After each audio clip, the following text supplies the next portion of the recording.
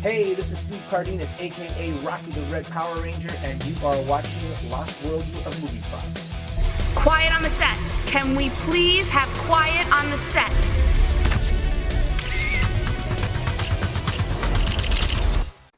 Hello, my name's Ben Robbins and welcome to Lost World of Movie Props. I'm here today with a real Power Ranger, Steve Cardenas. Hey, How you doing? pretty good. How are you? I'm very good, thank you. So let's jump right into it. Okay. I want to talk about the Red Ranger's wardrobe. How was it to wear the Red Ranger's wardrobe? How did it feel? And what was it like to move in? Oh, you mean like the suit or like the regular clothes we wore? The morphing suit. Oh, okay. Well, we had a few different ones. We had the ninja costume, which was actually very comfortable, very easy to move around and very lightweight. They had the spandex, which also was very flexible and moved around and whatnot, but it wasn't very breathable. It was really hot. And not only did we have to wear the spandex, but underneath it we had to wear another layer of spandex, because otherwise you would see everybody's business, Awesome. So they had to like cover those bits up. So an extra layer of spandex. So it got really hot, especially in the summer in California. Yeah. We'd have to film some of those fight scenes out there, and it was pretty brutal. And then there was the movie suit, which was essentially like, all made of rubber. So it was about 20, maybe like with 20 pounds, which is, I don't know, like 10 kilos or something like that. It was like 10 kilos. So imagine just putting 10 kilos on you extra, like a weighted jacket, and then try to jump and flip and kick and everything. And plus it didn't breathe at all either. So, but they look cool as hell though. Yeah. That brings my next question. How was it to fight in one? Was the choreography and fighting in one, were the movability quite good, or did you find that when you tried to kick and punch, you were quite restricted? I mean, the rubber pieces that it was made out of were also kind of like layered on with this like spandex that was sort of a latex almost, and it was sort of like the same type of like material that the Catwoman suit was from the first Batman movie. So it was not easy to move around, and it did not have a lot of give. So it was that one was probably, even though it looked the coolest and it's still my favorite suit, it was not the one that was very easy to move around in. Yeah. So another part of your wardrobe was the helmets. The helmets are they're classic. Yeah. So obviously, when you watch the films and the shows, can you actually see out of them very well? Yeah, it's like looking through sunglasses. Oh, really? Oh, excellent. Yeah. So the visor gives you really good visibility because it's close to the face, so you get the whole view. But what takes getting used to is, turning and twisting with that on your head. But a lot of times, fortunately for us, we didn't have to wear them very much. There would be stunt guys that would be wearing, when the helmets were on and the fight scenes were going with that, a lot of times it was the stunt team or the choreographed fight team. And they would do that for a couple reasons. One, just they can't take too many chances with us getting hurt. Because if we get hurt, and it shuts production down, which can cost hundreds of thousands of dollars per day. You know what I mean? So, so they would have the stunt guys do it, because if one of them get hurt, they just throw another person in the suit and keep going. But that's what they're paid for. And the other side of that, though, is that we could be filming something else at the same time. So they always had two units filming simultaneously. We'd be filming something in plain clothes while the fight team would be filming the other stuff. And they would get the episodes and the movie cranked out faster that way. Another very classic part about Power Rangers, and you don't see it a lot nowadays, is CGI's taken over, is pyrotechnics. Did you get to work around a lot of pyrotechnics at all? Yeah, I mean, we did do some of it, but, none of it was ever very close to us. Whenever there was the pyrotechnics that exploded on the chest, that was, again, the stunt guys doing that. If there was any pyrotechnics that, exploded behind us, it was shot from really far away, but it's made to look like it's really close. But everything about fight scenes and choreography and explosions and everything are all about camera angles. So most of it is actually relatively safe. Yeah, awesome. So another part, obviously, with the pyros is being inside a Megazord, because we see you inside a Megazord on set, and you're getting thrown about. Like, how much fun was that, just to jump on each other? That wasn't us. That was all Japanese footage. That was all the Japanese footage. We didn't need to recreate that, because they already had the Japanese footage from the Sentai series. Oh, okay. So that was all. We would just go in later and voice in a ADR studio and do the voicing of that. So we didn't have to do that stuff. You know, any of the monster scenes or the Zord scenes were all Japanese footage, so we never had to recreate that. The only things that we would recreate sometimes was, you know, if the monster was like smaller and they were fighting us, and they would recreate that in the park. But otherwise, all of that stuff where the cities are getting destroyed and we're in the Megazord bouncing around and stuff, that was all done all overseas somewhere. Yeah, that was all Sentai. Yeah.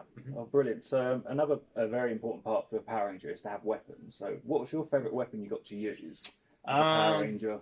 Yeah, I mean, you know, I mean, obviously the Power Sword is like, you know, probably the most famous one, most popular one, I guess. But you know, Rocky actually never really used the sword that much.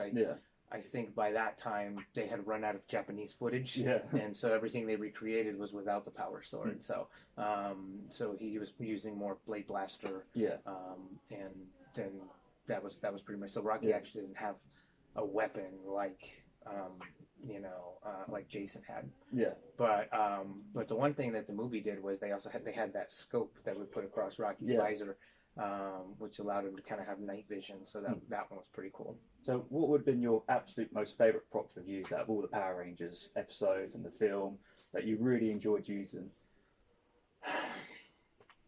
I mean, I don't really know, to be honest. I mean, we didn't really use, like I said, we didn't use too many of those props, and anything that was used a lot of times was the stunt guys doing that stuff.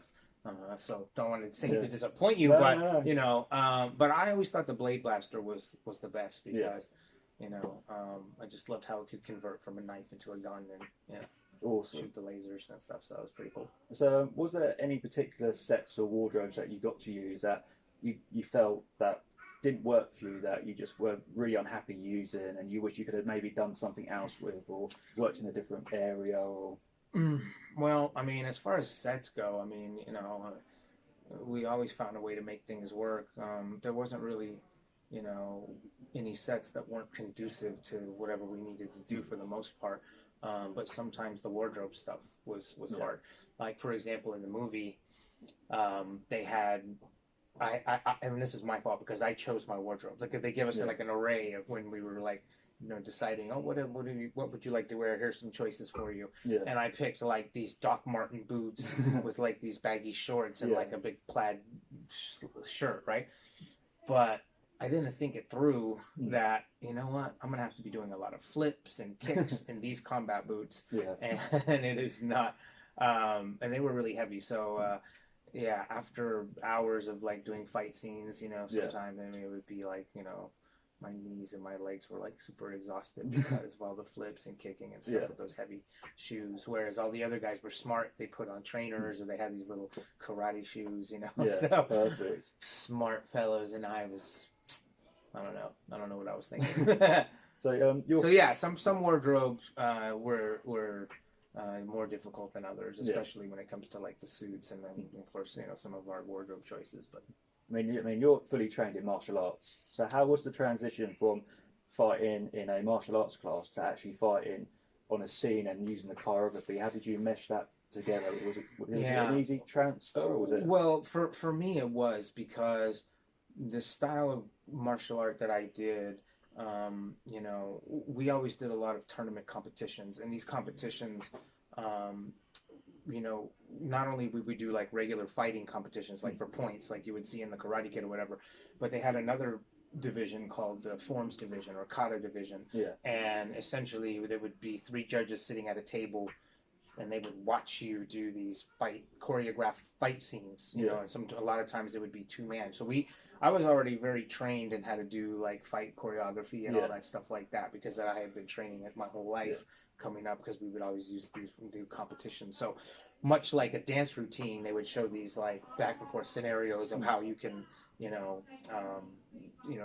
display your self-defense techniques, and then the judges would judge you on it, and based on how well you did, that would be determine whether or not you get a certain point score, and then the one with the highest point score, you know, would be the winner. So so I had a lot of experience doing fight choreography stuff. So all of that was very second nature to me. Oh, excellent. Yeah, and as a matter of fact, they let me do a lot of my own fight choreography on set, like from day one.